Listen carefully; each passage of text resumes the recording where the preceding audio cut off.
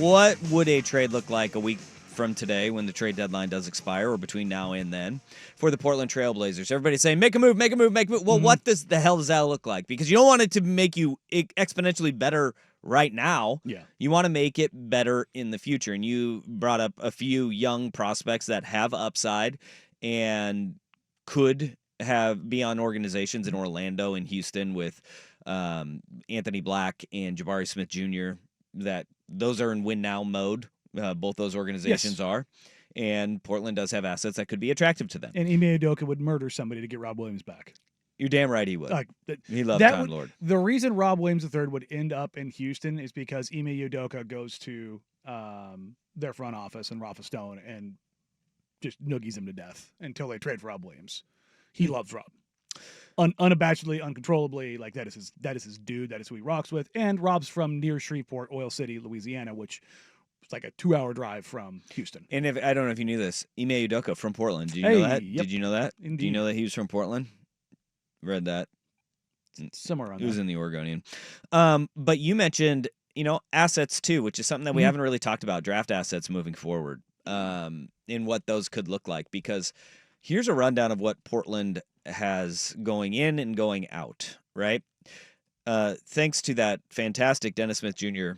trade, the Blazers' 2025 first-round pick could go to the Chicago Bulls if the Blazers land outside. It's the Larry Nance, Dennis Smith Jr. trade. If it lands outside of the top 14, the pick does still go to Chicago. Don't think we have to worry about that, though. Nope. We don't have to worry about that. So that could be a potential outgoing. The Blazers' second-round pick is outgoing this year, but there is a chance that a second-round pick does come inbound from Atlanta. But of picks that matter and of consequence, I'll let you describe what all of the second-round picks that the Blazers have acquired means now. It's a weird roundabout way that things are being routed through. It's a lot of least favorable, most favorable, landing in certain protection zones. They have some seconds that they can work with, but it's a tighter needle to thread. They don't own their own outright until 2031. Okay. So that's but they do have a lot coming in from various places. But knowing where they are and where they're gonna be, you're not gonna know that until the end of the season. Yeah.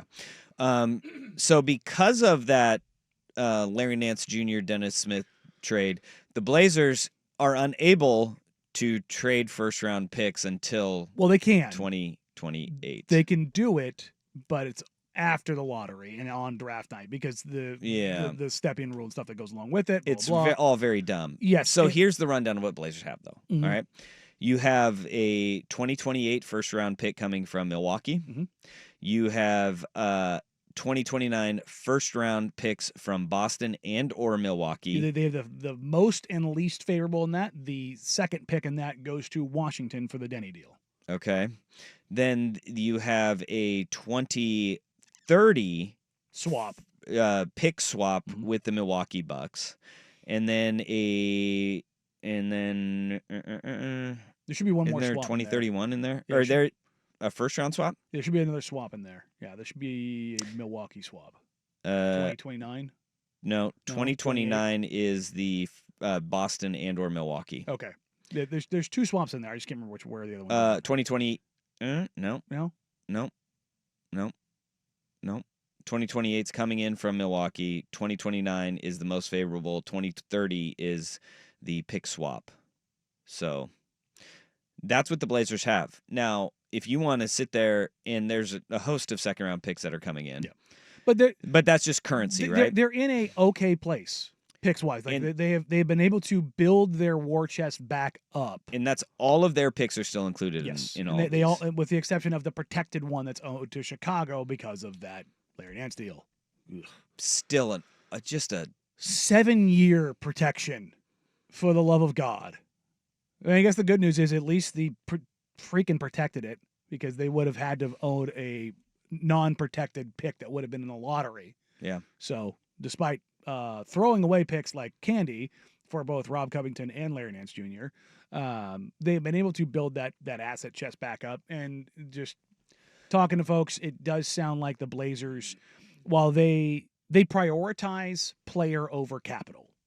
Like they would much rather have the one in hand versus two in the bush kind of a situation. Yeah. And I honestly, I think that's a sensible way to go about it if it's the player that you're targeting, right? They're also flagging out there that they are open to dealing for draft capital that is actually valuable and valuable.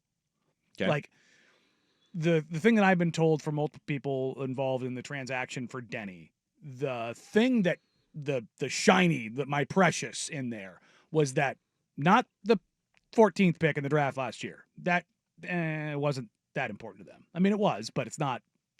They wanted that second most valuable in 2029. That was the thing that they valued. Okay. And those are the kind of things where Scouting those fourth graders. well, you're not wrong, but it's just having the runway for those things. But for the Blazers, while they're interested in draft capital, they're interested in capital that they can use and go get another Denny with, go get another player with. Like that's the kind of thing that they're thinking about. Like it's not about having another lottery ticket.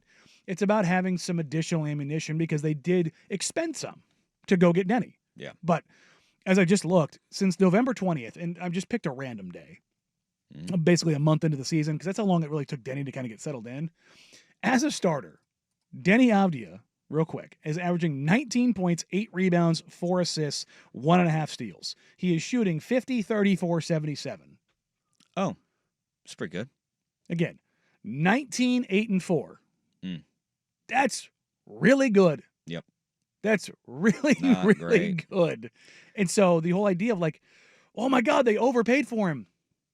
They have a 24-year-old who can dribble, pass, shoot, and defend, who's giving you 19, 8, and 4 at 6'9", is 24 years old and has maybe the best non-rookie scale contract in the NBA outside of a superstar like Jalen Brunson. Hot damn. So the idea of like what they would want to go get or use that capital for, you kind of start understanding the things they would target. Yeah. But to go out and get and start acquiring draft assets in this year, although they would be kind of further down the road in acquiring some of the other teams, this is where you could see you start building that war chest very similar to what Utah has done, what Oklahoma City has done, where I think it was Oklahoma City could potentially have 5 first-round picks next year. And the difference there being that Oklahoma City offloaded a superstar Hall of Famer in his prime in Paul George, and then a very good player still in Russell Westbrook in 2019. But also, and then in Oklahoma City, they dumped the Defensive Player of the Year and a first ballot Hall of Famer, Rudy Gobert, and a multi-time All-Star in his prime and Donovan Mitchell on Cleveland. That's how you get war chests. And it should be noted that sometimes you make these deals and they're not going to be great picks at this point, right? No, like, I mean those they're at Cleveland picks might not be that great, which is why Danny Ainge makes the deal with the Phoenix Suns for a 2031 unprotected singular pick, but gives up the least value of over 3 years, 3 straight years of picks, 3 picks, 3 firsts that they send to Phoenix for one, because it's the least valuable of Utah, Cleveland, and Minnesota. And they are leveraging that one of Cleveland or Minnesota will be good enough to make that like the 20th pick in the draft, which sure, it's nice to have them, but 2031 unprotected, when you look at the Suns' assets and how little they have, that thing's, you're sitting there going, ooh, I like that. And this is where, like, that or a trade partner like Orlando, if you get one of those players back, they will have Denver's first-round pick this year. Yes, and that's right? That's a pick where, is it that valuable? Probably not. It's in the 20s, but would you add take it to your war chest? Look, if I don't think they would move it. Let's say one deal that I thought that could possibly work was Anthony Simons, again, with just using the contract, $25 million. Jonathan Isaac makes almost exactly the same, but he has a bunch of outs in his deal. But you swap Simons for Isaac, and that Nuggets first. Is it the best possible deal? No, but it also, Jonathan Isaac is exactly the kind of player the Blazers have kind of profiled. He's 7 foot tall. When he's on the floor, he's one of the most disruptive players in the league. Injury prone. That's why there's all those outs in his contract, but he's under contract for 4 more years with a bunch of outs. What have the Blazers prioritized? Players under contract, players that are defensively minded, athletic. You know what I mean? Like, it's all the kind of markers that you look at. But if you could also be like, hey, look, instead of taking one of your young players like Black or Jet, we'll take that first. Is it the best possible pick? No. But is it something that maybe come draft day, you use and bundle it up with something else and go get somebody else? Yeah. Yeah.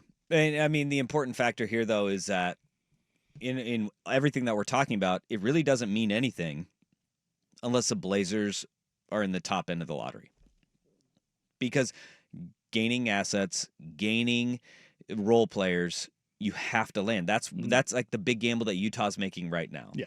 Is that we're going to get one of those guys, and then when we have all those assets, we can go out and we can move those picks for vets. And it's the gamble that paid off for Oklahoma City in a massive way, and will probably continue to pay off because they built that war chest up.